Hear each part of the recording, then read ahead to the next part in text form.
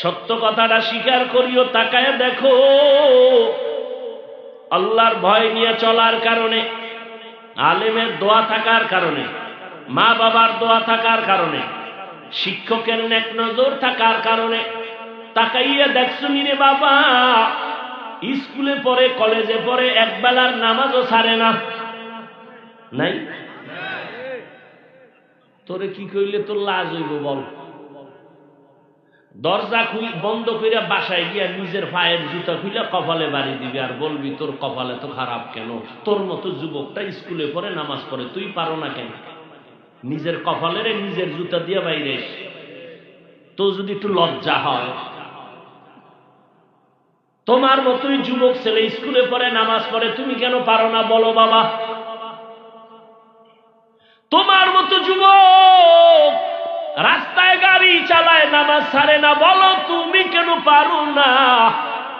তোমার মতো যুবক সন্তান জেনারেল লাইনে পড়েছে, জীবনে মাদ্রাসায় যায় নাই, র্যাব, আর্মি, পুলিশ, বিডিআরে চাকরি করে, ডাক্তার, প্রফেসর, ইঞ্জিনিয়ার, 5 ওয়াক্ত নামাজি নাই, বলো বাবা তুমি কেন পারো না?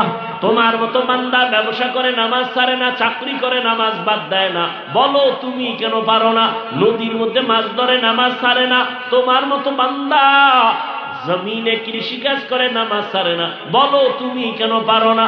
অবশ্যই তোমার কপালে কার যেন অভিশাপ লাগছে, কার যেন বরদোয়া লাগছে, না হয় তোমার চোখে কেন পানি নাই, কেন জানি তোমার উপরে আমার আল্লাহ বেজার। আমি হুজুরইতে বলছি, হুজুরইতে বলছি, এর থেকে আর সহজ ভাষায় কেমনে বুঝাবো?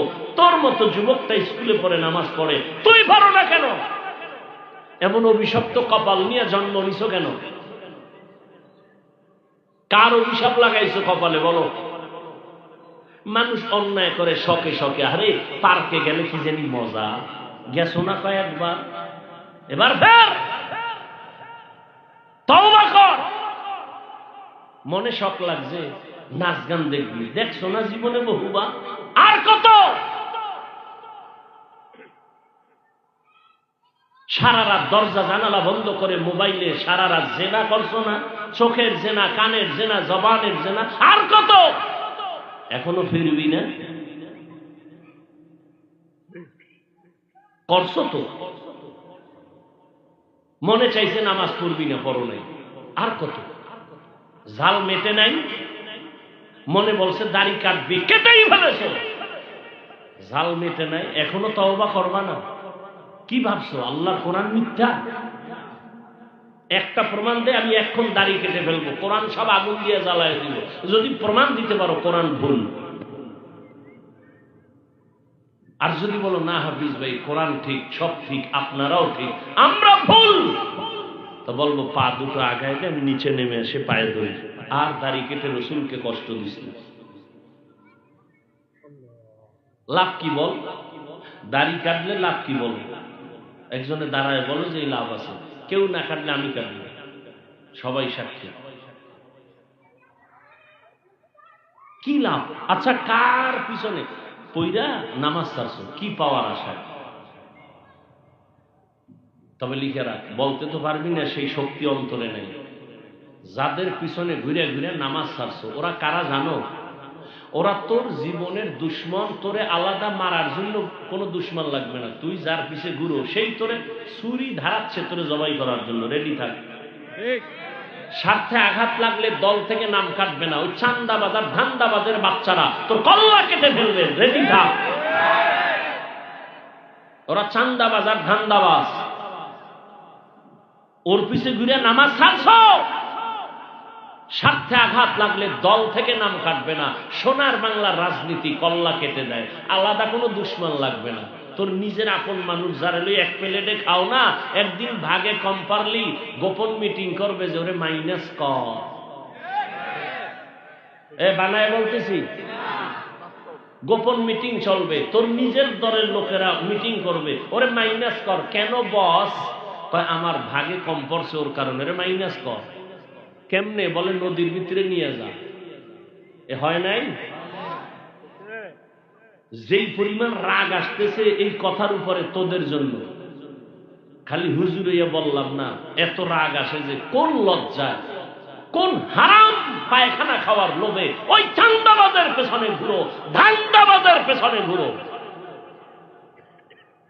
দেশটাকে ধ্বংস করে ফেলেছে এই চান্দাবাজ আর ধান্দাবাজেরা।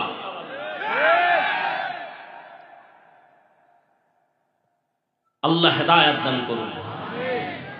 ওয়াজে আসলে হুজুর রাজনীতির ওয়াজ করবেন না, রাজনীতি বুঝো কোনো কসু। ওলামায়ে কেরাম যদি রাজনীতির ওয়াজ করে তো সুলাইমান নবীর রাজনীতির কোরআনে বর্ণিত ওয়াজ করবে। ইউসুফ নবী মিশর চালাইছেন, সেই রাজনীতির ওয়াজ করবে কোরআন থেকে। রহমতের নবী মদিনা শাসন করেছেন, আবু বকর ওমরের রাজনীতির বয়ান করবে। চান্দাবাজি আর ধান্দাবাজি বেঈমানি রাজনীতি আলেমরা করে না, বয়ানও করে না। আর যদি কও না কোনোটাই চলবে না, তো রাজনীতির নেতাগোর নাম কেন পোস্টারে আসে আর বক্তব্য কেন ওয়াজের প্যান্ডেলে হয়? তোমার বেলায় কুরু কুরু, হুজুর করলে মাকরু। মসজিদে রাজনীতি চলবে না, সেই মসজিদে কেন ভোট চাও? আর কবে সোজা হবা?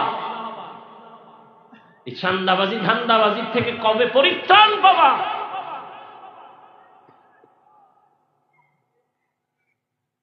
পাবা না, কারণ ওই যে পায়খানা খাইছো ভোটের আগের রাইতে, ওখানে তো ধরা। কিছু মগা আছে বউয়ের কাছে ধরা, ওই যে যৌতুক নামের পায়খানা খাইছে, ওইয়া না খাইয়া বাথরুমে গিয়ে 10 গ্রাম পায়খানা যদি খাইতি আর হোমনা বাজারে গিয়ে হালাল সামান দিয়ে কুলি করতি, গন্ধ শেষ। আর এই যৌতুকের নামে যারা পায়খানা খাইছো আর ভোটের আগের রাত্রের যারা টাকা খাইছো, জাহান নামের জুতার বাড়ি ছাড়া তোর গন্ধ যাবে না। এই যারা যৌতুক খায়, যারা যৌতুক দেয়, যারা সহযোগিতা করে, পৃথিবীর নিকৃষ্ট তারা জালেম। ওদের মতো ডাকাত কেউ নেই। ওরা চোর, ওরা ফকিন্নির বাচ্চা, ওরা ছোট লোকের বাচ্চা, ওরা মুসলমানের দুশ্মন, ওরা নারীর দুশ্মন, ওরা দেশের দুশ্মন, ওরা মানবতার দুশ্মন, ওরা রসুলের দুশ্মন। আর কি কইলে লাজ হবে? দুই একটা শিখা।